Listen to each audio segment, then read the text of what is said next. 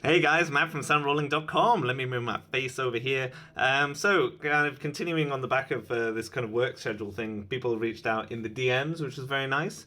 And so I'm going to give a little breakdown of getting more work out of Instagram or how I would go about it. Now, firstly, this is not going to be an instant, make, 4 clicks and suddenly you're getting work. This takes work. And the whole point about getting more work is that when you're not working, you're spending a good portion of your time working to get more work.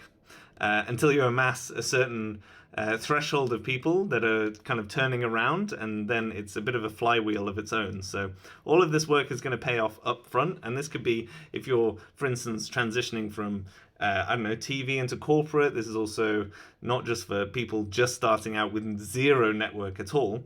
There's other things that I'll do if you already have a full network, but I think this is applicable to kind of the most amount of people I can think of. So whether you're kind of switching or whether you're just trying to make the most out of a certain, let's say, vertical of content creation, like photography or creative content, then hopefully this is going to help you. So I'm going to start with something very generic. And again, I'm going to do this obviously for Instagram. A lot of these social media platforms have similar functionalities.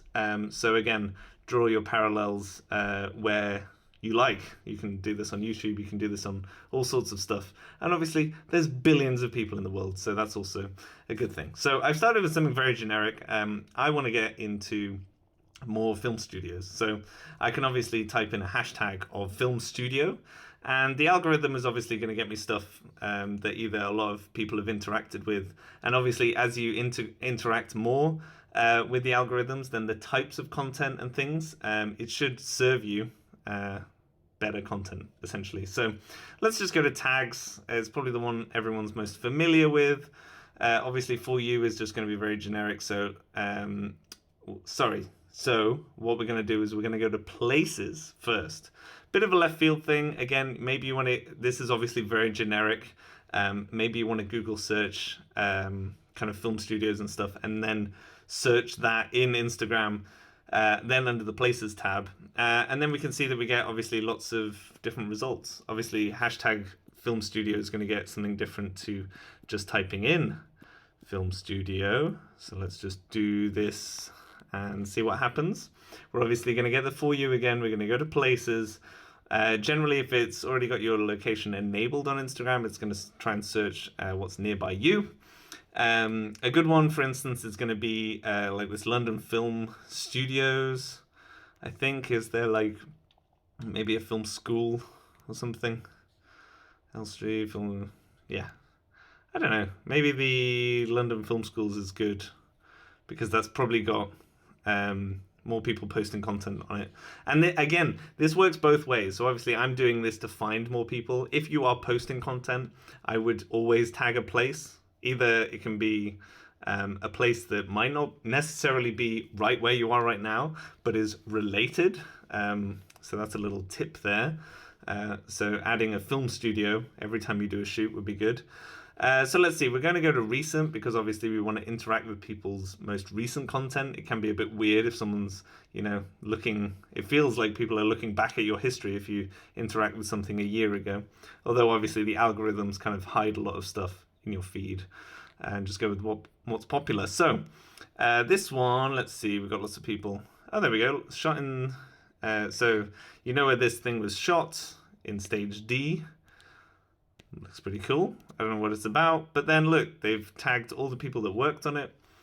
And so that means that you can reach out. They even had a barber on this.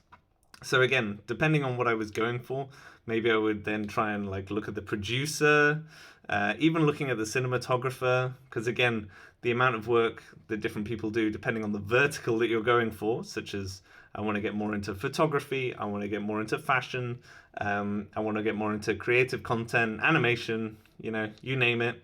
And even the lighting rental is here, SHL. So there we go. And they're hiring. So there we go. And so then you would take it from there. So this is a great example. Also, you will generally find that obviously it's very easy these days, even if something has let's try and find a popular one. Even if something like this has, it doesn't even say how many likes. People tend to hide the amount of likes now. I don't know, like 500 likes, but then you've only got like 27 comments. And obviously this is from a few years ago, but we can look at the types of comments that there are. So all these like classic ones of like, 2 fires and thumbs up and wow, this is all very like superficially bit rubbish. But look, the one that gets interacted with, this is Top Draw Mate. This is the only one that person's actually responded to, because they kind of realized that all these other ones are not really adding anything. So what I would do here is, if I was interested in whatever this one was, let's say there was a tune on it or something, I would maybe, as a sound recordist, then type in like, did you manage to record this live? How did you approach X, Y, and Z?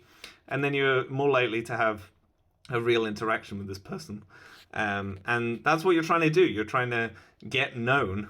And so by then having your own profile and your own work, people are then going to have you a bit more top of mind. It's something I've been quite terrible with recently, because obviously I kind of just work with the same people over and over again. So I'm top of mind for those people. But you can always kind of do more work into getting into different verticals like that. So that's another good example. You could obviously then search around the local area. And again, like I say, you can tag different spots. So when you're doing your content, you could tag London Film Studios, and then you might find that more people that are looking to get into film studios are then talking to you. And then we get this kind of flywheel effect of you get enough people to know you, and then more people want to know you, but then you can't work with as many people, so then you become even more successful. It's a weird paradox of more is more, and so less is less. So we want to make sure that we're having more. So obviously you could do the same thing with film studio reels, and again the trick is trying to figure out like when they did this stuff. So you probably have to spend more time going on to actual profiles, and then try and figure out. But it's more useful, I think, to know when stuff was posted, because obviously you want to kind of try and be relevant to that person. Obviously you can always just click on their kind of last post and see what happens, but it's good to kind of be current. I think it feels better anyway to me. So that is, I'm not going to go on forever, but this is a pretty good overview of I think a basic way of getting started. And so then leaving comments, you can drop straight into DMs if you want, but I would do comments first. And if you find that you're vibing with someone, then add them, then follow up with more people, and then you can kind of take it from there. So hopefully that gives you a good starting place. Again, you can do this even if you're doing this, I don't know, let's say you want to try and comment on like 12 people's accounts. You could then do the same exact strategy on TikTok, on Sky, Social Sky, or whatever it's called, Twitter, X, all of this stuff that then makes this video irrelevant, because there'll be another TikTok or whatever. You can even search on YouTube again for longer form content. So hopefully that kind of gets you started, get some like creative ideas for how you're gonna find more people. And this will take time. This is gonna take, this should just be humming in the background. If you're spending an hour a day watching TV, you can spend an hour a day if you don't have that much work doing this kind of stuff. And also, especially if you're trying to then just instead skill yourself up, like learn about your own craft, then you can spend, half an hour a day, even just interacting with other sound people, in the hopes that you build up enough credibility to be either recommended, or they need someone, to assist, all this kind of stuff. There's multiple ways that you can use this. So drop in the comments if you need any more hints and tips in terms of that, but that would be my rough strategy going at that way. So let me know in the comments, because this is part of a series that's trying to help people get more work, essentially, and think a little bit differently. And then I will endeavor to follow up and try and do this. All right, I'll see you later.